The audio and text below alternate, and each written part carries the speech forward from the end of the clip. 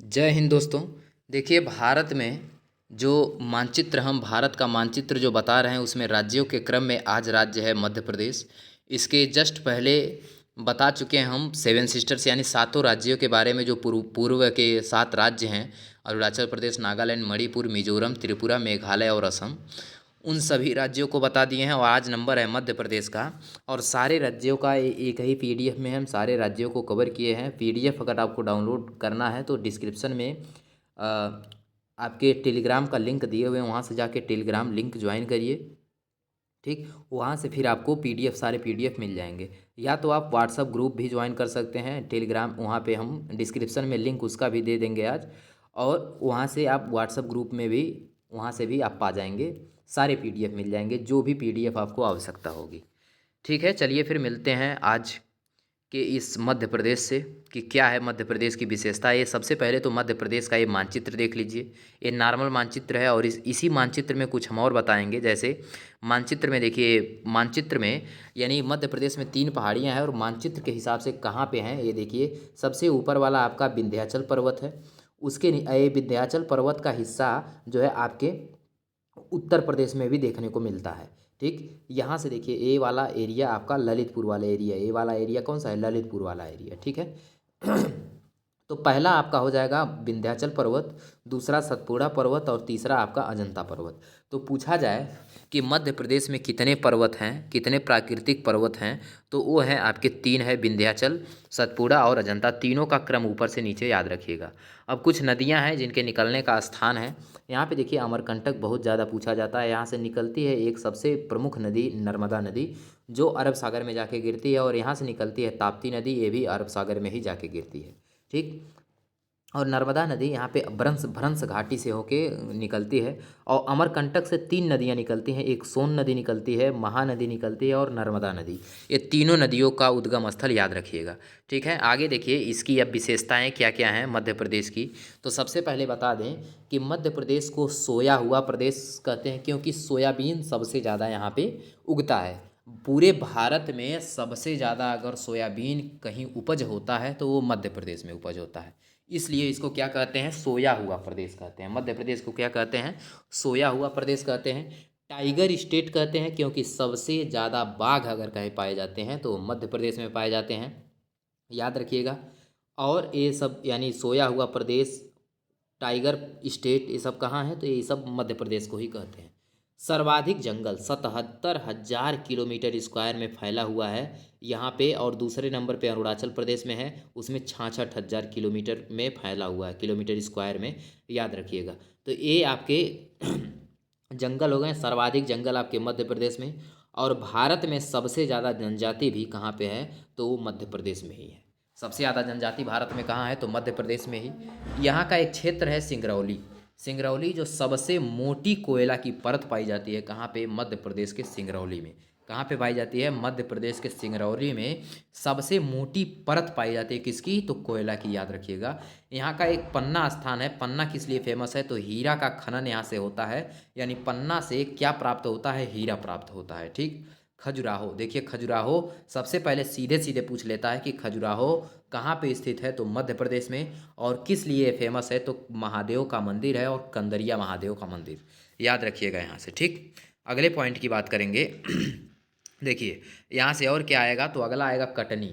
कटनी कहाँ है, तो ये मध्य प्रदेश में है। और किस लिए फेमस है, तो ये रेलवे डिवीज़न के लिए जाना जाता है। जबलपुर देखिए, तो मध्य प्रदेश का उच्च न्यायालय यहाँ पे है जबलपुर में। मिलिट्री वाहन यहाँ से बनाए जाते हैं। धुआंधार जलप्रपात भी कहाँ है, तो यहीं पे है, जबलपुर में ही। और पूछा जाता है सबसे ज़्यादा कि धुआंधार जलप्रपात किस नदी पे है, तो नर्मदा नदी, याद रखिएगा, जो अमरकंटक से निकलती है। ठीक, अमरकंटक देखिए, अमरकंटक नर्मदा नदी का उद्गम है। और 3 नदियाँ हैं, कौन कौन सी, नर्मदा, सोन और महानदी। ये तीनों नदियों का उद्गम कहाँ से होता है, तो अमरकंटक से ही होता है। ठीक, अगले पॉइंट की बात करेंगे, ग्वालियर। ग्वालियर से क्या क्या संबंध है, क्या क्या यहाँ से महत्वपूर्ण पॉइंट हैं, तो ग्वालियर से जान लीजिए कि तानसेन नगरी इसको कहते हैं। ग्वालियर को क्या कहते हैं, तानसेन नगरी कही जाती है। और वायु सैनिक अड्डा, अगर मध्य प्रदेश में कहीं वायु सैनिक अड्डा है तो वो है ग्वालियर में, याद रखिएगा। ग्वालियर का किला बहुत ही सुदृढ़ तरीके से सब बनाए थे। एक बार आप जाएंगे तो घूमते घूमते परेशान हो जाएंगे, इतना अच्छा है, इतना डरावना है। वीना देखिए यहाँ पे वीना एक जगह है जो तेल शोधन कारखाने के लिए फेमस है।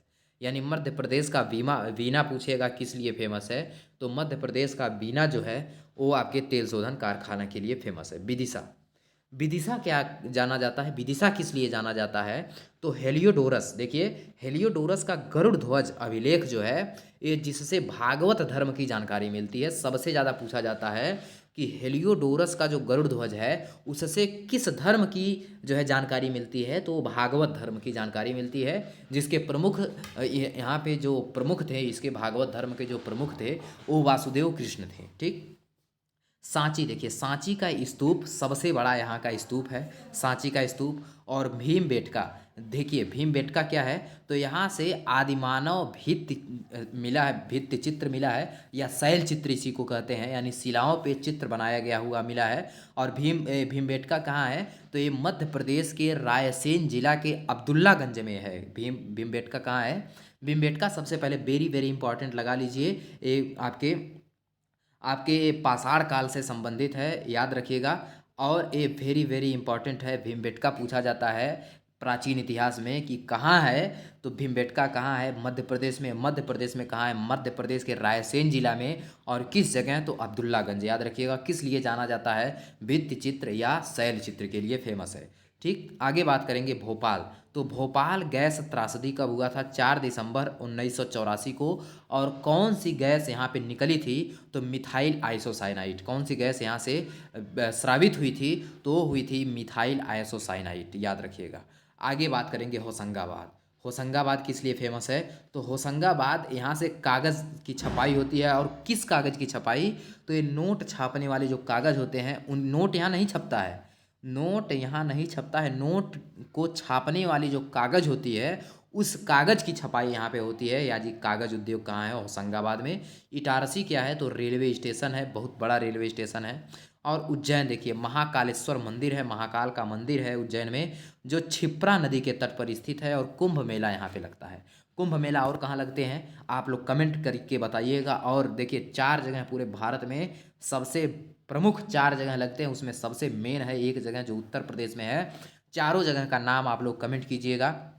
ठीक। देखिए देवास, देवास किस लिए फेमस है, तो करेंसी नोट की छपाई यहाँ पे होती है।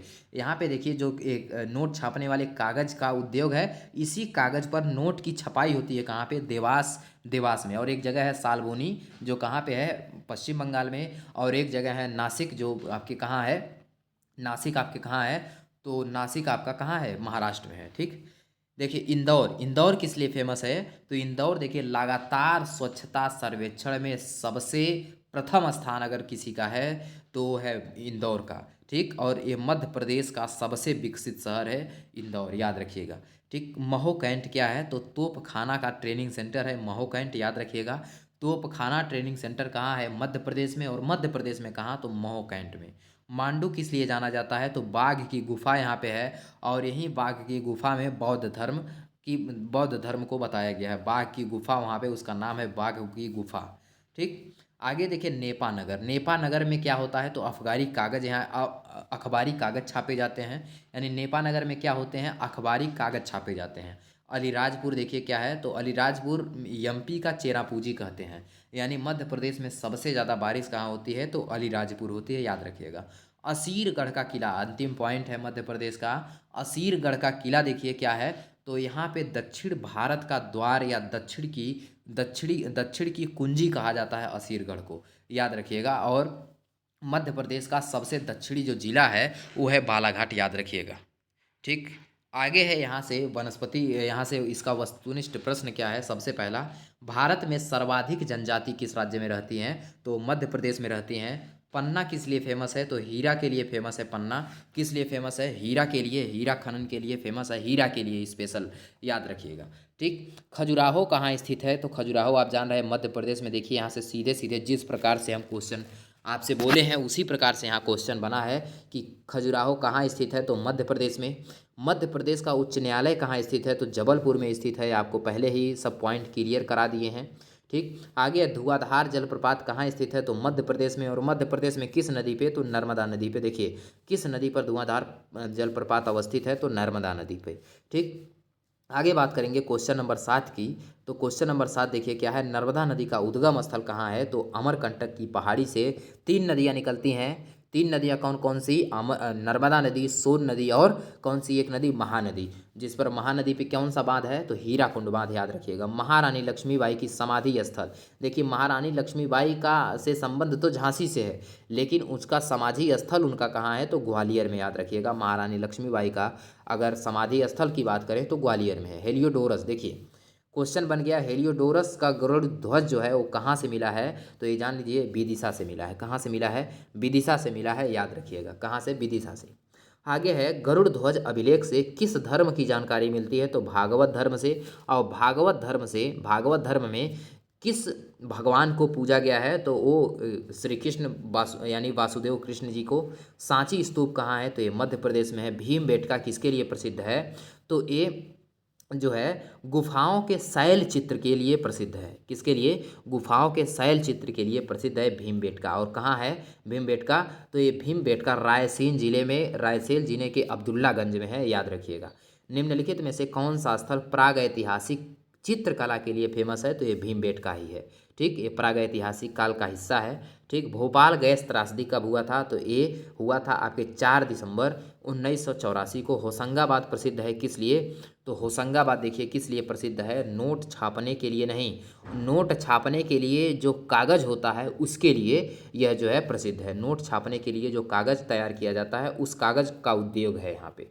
उज्जैन किस नदी के किनारे स्थित है? तो क्षिप्रा नदी के किनारे स्थित है। कान्हा नेशनल पार्क कहाँ है? तो मध्य प्रदेश में है।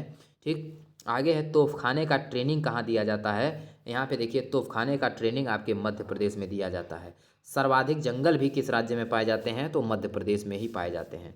ठीक, आगे देखेंगे, मध्य प्रदेश का सबसे विकसित शहर की अगर बात करें तो ये इंदौर है। महाकाल मंदिर कहाँ है? उज्जैन में है। ठीक, देवास किसके लिए प्रसिद्ध है? तो करेंसी नोट की छपाई के लिए प्रसिद्ध है। कौन सा? देवास। नेपानगर किसके लिए प्रसिद्ध है? तो नेपानगर अखबारी कागज के लिए प्रसिद्ध है। क्या किसके लिए? अखबारी कागज के लिए प्रसिद्ध है नेपानगर। ठीक, अब देखेंगे हम लोग अगले राज्य को, अगले वीडियो में छत्तीसगढ़ को कवर करेंगे। छत्तीसगढ़ के बाद सीधे फिर उसके बाद जो भी राज्य आएंगे, उड़ीसा आएगा, उड़ीसा को कवर करेंगे। सारे राज्य, एक भी राज्य आप छोड़ेंगे नहीं, एक भी राज्य, और जितने क्वेश्चन बन सकते हैं सारे पॉइंट एक बार, एक कोई भी पेपर होगा, कोई भी पेपर होगा, अगर जीके जीएस उसमें पार्ट है तो एक बार हमारे ये सारे वीडियो एक प्लेलिस्ट को देख के चले जाइएगा। अगर अगर जान लीजिए अगर 10 जीके आएगा तो उसमें 5 जीके अगर हमारे इस वीडियो से नहीं रहेगा, इस वीडियो का मतलब पूरे प्लेलिस्ट से नहीं रहेगा, तो आप कहिएगा। ठीक, चलिए मिलते हैं फिर अगले क्लास में छत्तीसगढ़ के साथ।